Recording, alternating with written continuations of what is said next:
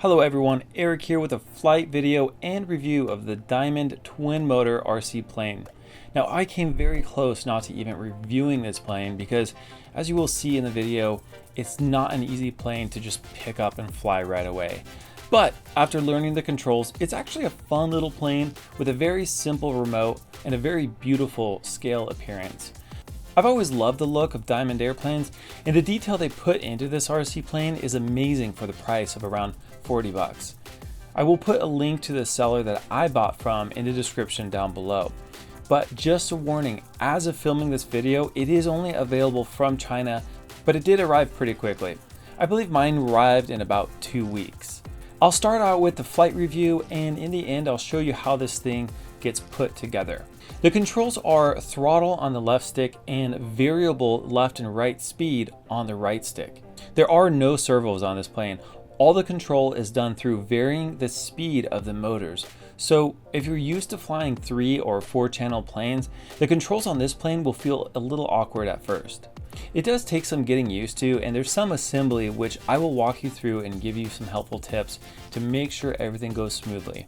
It is advertised for beginners and for kids, but I would actually disagree with this. I think a kid or someone who's never flown planes before would have a hard time learning this at first. I have a lot of experience flying planes, and this did take me a couple flights before I actually got the hang of it. And hopefully this video will show you how to fly this type of plane so you can learn it a lot faster and learn from my mistakes. So first, you see this little plane and you think that it can fly in a small backyard. Well, that's not true. You're going to need a lot of space to fly this thing because the turns are wide, and mine has a hard time turning right. And I think that might be because the left motor has a slight vibration that reduces its thrust. And I'll explain how to fix that later. Without an elevator, making an accurate, graceful landing is very tricky. The good thing is this little plane can take a rough landing. I put this plane through a lot of light crashes and even a couple medium ones with only a few scuff marks. The foam is not what you would expect. It's actually very flexible yet very strong. Because there is no elevator to control up and down, you'll have to find that sweet spot with the throttle to keep it cruising level. Mine flies really nice with about 50% throttle. You want to use slight movements with the throttle and she'll fly really nice. Another tip to keep in mind is to always keep some throttle in while turning. If you cut your throttle and make a turn, the plane will nose down, and the extra thrust on one side will force it into a nasty stall. And I think that's one mistake that most people make with these types of dual motor variable speed airplanes, is that they bring the throttle down to 0 and then they try to make a turn, and then they get all frustrated because it crashes. Let me show you. I'm going to show you how this thing stalls. It's pretty scary. Let me get up a little bit higher. So I have full power in now. And what I do not recommend doing is pulling back the power and then doing a turn. Do you see that? It almost looked like it was trying to do a loop. And you can kind of do some interesting aerobatics, but I wouldn't recommend it because the aerobatics are not predictable. Sometimes it has a mind of its own. Let me get it back down. Keep it close to the camera so you guys can see what's going on. But really great looking scale airplane. The good thing about this plane is it won't overbank as long as you have at least 50% throttle while turning. And I believe the reason why most people crash these types of planes would be either one, they don't allow enough room, so they crash into like a wall or a tree, and two is they cut the power and then they try to turn. So if you just keep those two things in mind, you'll really have a lot better chance at your plane lasting a lot longer. The two red circles are for left and right trim.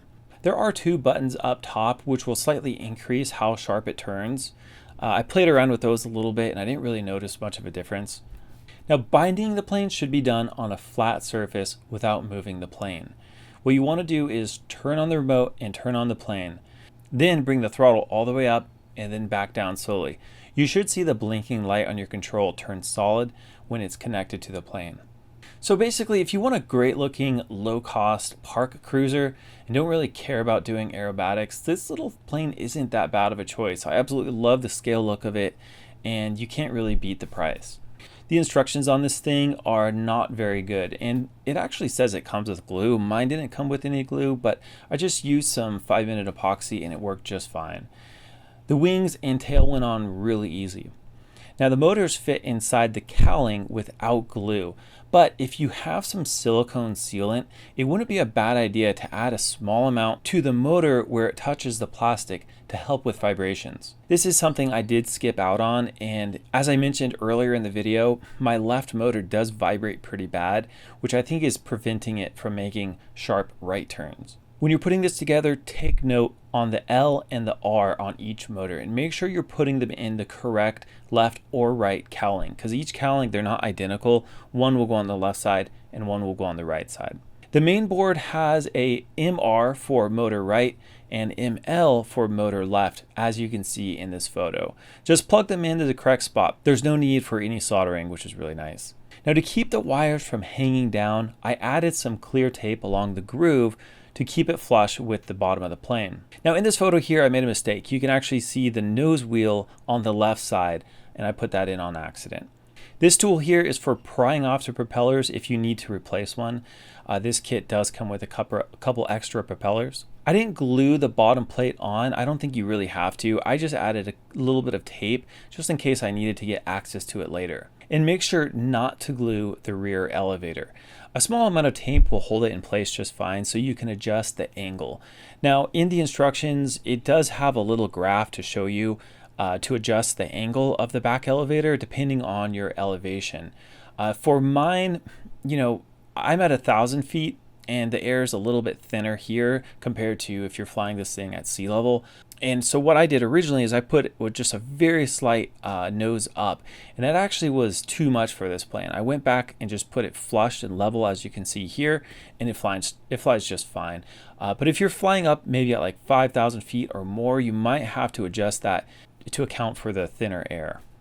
If you guys do have any questions, please leave them in the comments down below. I'll respond to you as quick as I can. And if you found the video helpful, I always appreciate those thumbs up, and make sure to subscribe to keep up to date with my future reviews. Thank you so much for watching, and remember, I put a link to this plane in the description down below.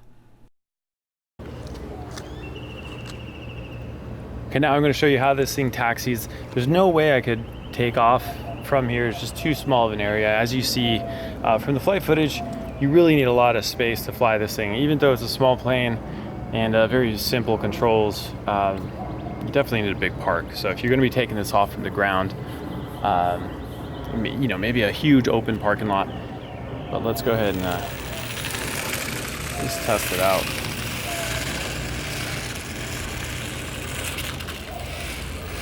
So all steering, is done through the differential thrust.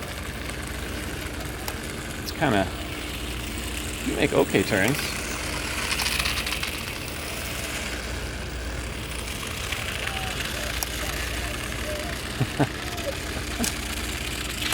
Oops.